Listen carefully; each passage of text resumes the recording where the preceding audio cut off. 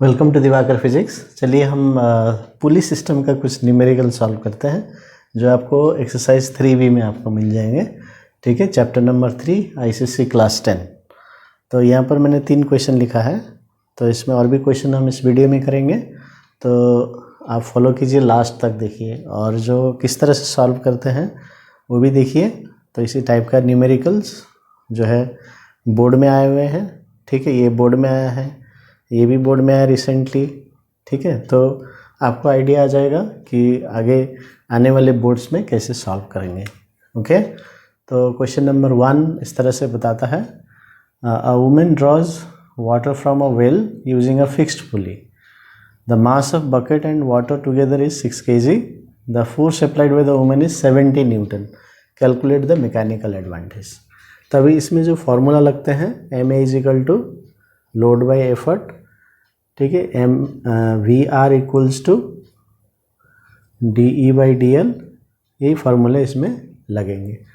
ठीक है, तो इसी को आप फॉलो कीजिए।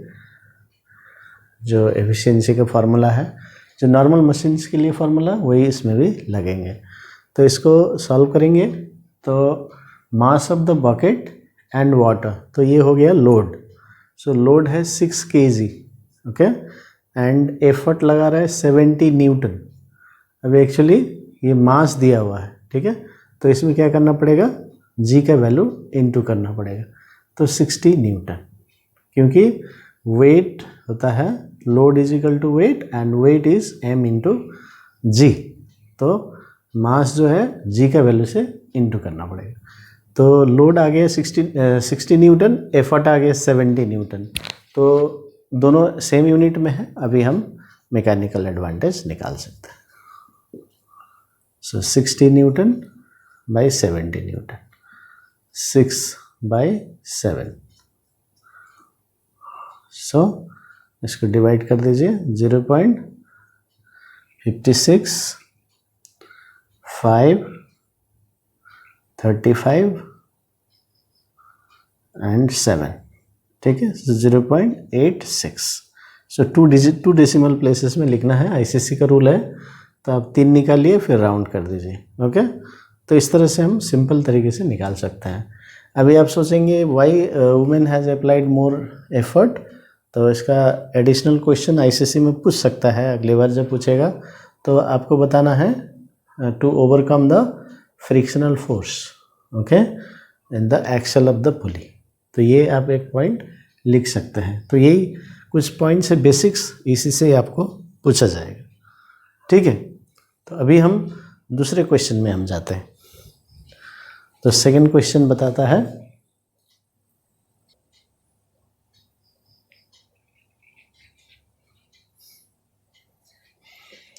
a fixed pulley is driven by 100 kg mass falling at a rate of 8 meter in 4 seconds.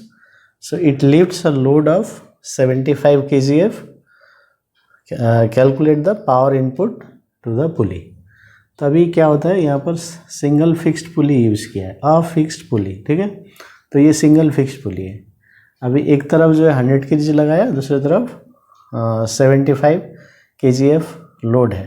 ठीक है, तो अभी क्या करेगा, ये 100 kg को ऐसे खींचेगा, तो ये ऐसे करके ऊपर में चला जाएगा, लोड ऊपर में आ जाएगा। ठीक है, तो this 100 kg is falling at the rate of 8 metre in 4 seconds. Find the power input. अभी जब ये फॉलिंग हो रहा है तो ये पोटेंशियल एनर्जी लूज कर रहा है, डिस्टेंस दिया हुआ है, तो उस तरह से आप निकाल सकते हैं, mgh यूज करके निकाल सकते हैं। फिर यदि आप इसका वेट निकालना चाहते हैं तो फोर्स कितना लग रहा है, सो फोर्स इनटू डिस्टेंस, वो भी आप यूज कर सकते हैं। तो इसमें पावर इनपुट को हम mgh/t लगा देते हैं डायरेक्ट। सो क्योंकि ये फॉलिंग कर रहा है और इसका पोटेंशियल एनर्जी लूज करेगा, लॉस हो जाएगा, तो mgh/t, या फोर्स इनटू डिस्टेंस भी कर सकते हैं। तो मास कितना है 100 kg, जी कितना है 10, h कितना गया 8 मीटर। तो m इंटू जी इंटू एच क्या है, ये एनर्जी है, एनर्जी बाई टाइम पावर है। तो एक साथ में हम लगा सकते हैं 4, सो 2000 वाट। तो ये पावर इनपुट हो गया फर्स्ट पार्ट। अभी सेकेंड पार्ट में देखिए क्या बताता है, फाइंड द एफिशिएंसी। अभी एफिशिएंसी निकालने के लिए पावर आउटपुट चाहिए, लेकिन पावर आउटपुट में हमको ये मालूम नहीं है कि how much height this is going, क्योंकि थर्ड क्वेश्चन ऐसा पूछता है height, how much height is raised by the load, है ना। तो द लोड इज रेज्ड, कितना हाइट है वो निकालना है। तो इसलिए इसमें या फिर ये फॉर्मूला नहीं लगा सकते पावर आउटपुट निकालने के लिए, तो वहाँ पर इनकम्प्लीट है। तो इसलिए आपको दूसरे तरीके से सोचना पड़ेगा। तो इसमें आप क्या करेंगे, एम ए निकाल लीजिए, लोड बाई एफर्ट। तो लोड कितना है, लोड ऑफ 75 kgf। तो kgf बोलने से ये into 10, 1 kgf equals to 10 newton according to the value of G. 9.8 दिया है तो 9.8 न्यूटन, जैसे यहाँ पर मैंने बताया। ओके, फिर एफर्ट डायरेक्टली कितना है 100 इंटू 10। तो ये यूनिट का थोड़ा सा आपको ध्यान देना है। जैसे 75 kgf है तो मास 75 kg ले सकते हैं, वो भी कर सकते हैं, लेकिन ये फोर्स दिया है तो इसलिए इसको भी फोर्स में कन्वर्ट कर दिया। और ये फोर्स दिया kgf, इसको मास में करके भी कर सकते हैं। ये 75 डायरेक्टली भी लिख सकते हैं। तो kgf mass, what is the relation kgf और kg का क्या रिलेशन है, मीनिंग क्या है, वो समझने से कर सकते हैं। तो ये भी राइट है। तो मैंने सबको वेट में कन्वर्ट कर दिया, न्यूटन में। ठीक है, आप मास में चेंज कर सकते हैं, बट मेन पॉइंट है कि सेम सिस्टम में आपको करना है। ओके, तो आप इसको 0.75 हो गया। अभी वी आर होता है 1, फिक्स्ड पुली है, तो एफिशिएंसी हो जाएगा m a by v r. तो 0.75 बाई 1, तो 0.75 हो गया। ठीक है, तो ये आ गया सेकेंड पार्ट। अभी थर्ड पार्ट बताता है कि the height to which the load is raised in 4 seconds. So time same दिया हुआ है। ठीक है, तो अभी आप इसमें अभी MGH का फॉर्मूला लगा सकते हैं, पावर आउटपुट, क्योंकि एफिशिएंसी आ गया। ठीक है, तो अभी आप क्या कर सकते हैं, वो लगा सकते हैं। अभी एफिशिएंसी का फॉर्मूला फिर क्या है, PO बाई PI। तो एफिशिएंसी हो गया 75%, 75/100।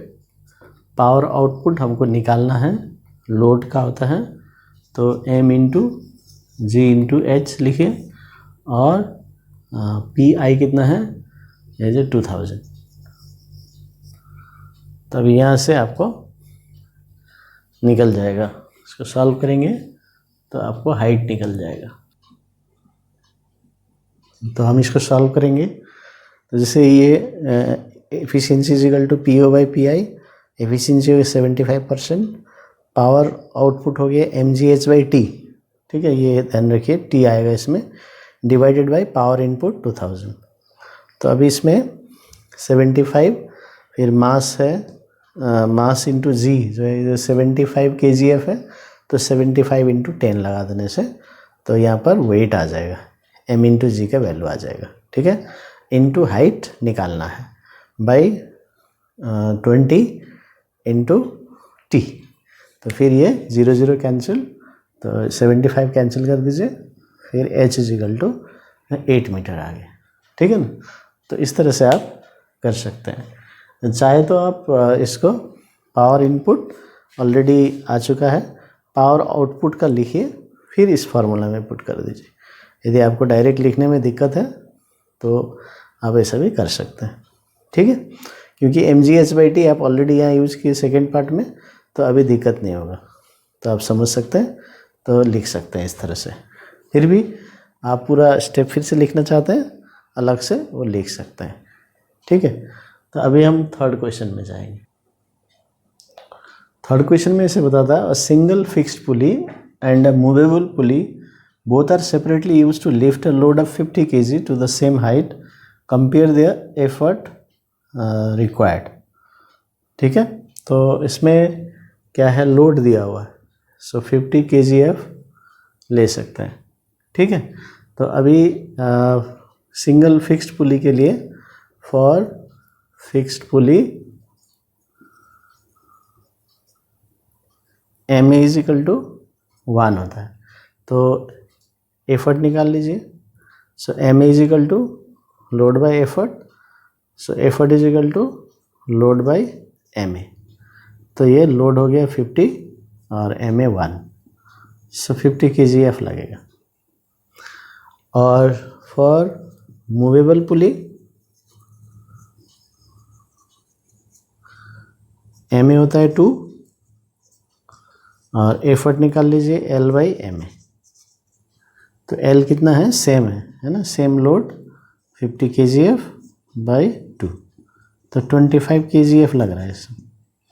सब फोर्स मल्टीप्लायर हो गया. So compare their effort. So ये इसको E1 ले लीजिए, इसको E2 ले लीजिए. सो E1 by E2 is equal to 50 by 25. So 2:1 इसमें आंसर आ गया. तो ये तरीका है. तो यदि आप, मैंने यहाँ सेपरेटली किया, यदि आप चाहते हैं एक साथ करना वो भी कर सकते हैं, जैसे एफर्ट 1 बाई एफर्ट 2 है ना, तो ऐसे भी डायरेक्टली भी कर सकते हैं. ये लोड बाई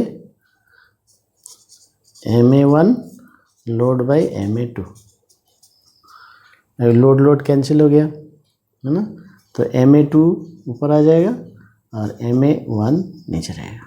तो 1 किसका है, ये फिक्स्ड का है और इसका ऊपर का 2 है. सो 2:1. तो इस तरह से भी आप कर सकते हैं डायरेक्टली. ये समझ में आता है, ऐसा कर सकते हैं. और यदि ऐसा करना चाहते हैं सेपरेटली, वो भी अलाउड है. Method no problem, you just solve correctly and get the correct answer. ठीक है, तो ये आ गया. अभी कोई स्टूडेंट्स क्या कर लेते हैं, फिर E2 बाई E1 निकाल लेता है. E2 बाई E1, फिर आंसर आ जाता है 1:2. तो क्या गलत है? बिल्कुल गलत नहीं है, बिल्कुल गलत नहीं, फुल मार्क्स मिलेगा इसमें. लेकिन आपको ये याद रखना है, E1 बाई E2 आप यदि 1:2 लिखते हैं तो आपको मिस्टेक हो जाएगा. लेकिन E2 बाई E1 1:2 लिखेंगे तो सही है, फुल मार्क्स इसमें आपको मिल जाएगा. तो ये ICSE का चेकिंग पैटर्न है. ठीक है, तो हम आगे जाएंगे. 4th क्वेश्चन ये बताता है, in a block and tackle system with 3 pulleys और load of 75 kgf is lifted by an effort of 25 kgf, find the mechanical advantage velocity ratio. ये तो लोड दिया है 75 kg, नंबर ऑफ पुलिस दिया है 3, एफर्ट 25. तो फर्स्ट आंसर है MA load by effort, direct formula 3 आ गया. Velocity ratio block and tackle system में टोटल नंबर ऑफ पुलिस होता है. ठीक है, तो ये 3 आ जाएगा. और एफिशिएंसी देखिए MA बाई VR 3/3 1 और 100%. तो इस तरह से सिंपल तरीके से सॉल्व कर सकते हैं. Thank you.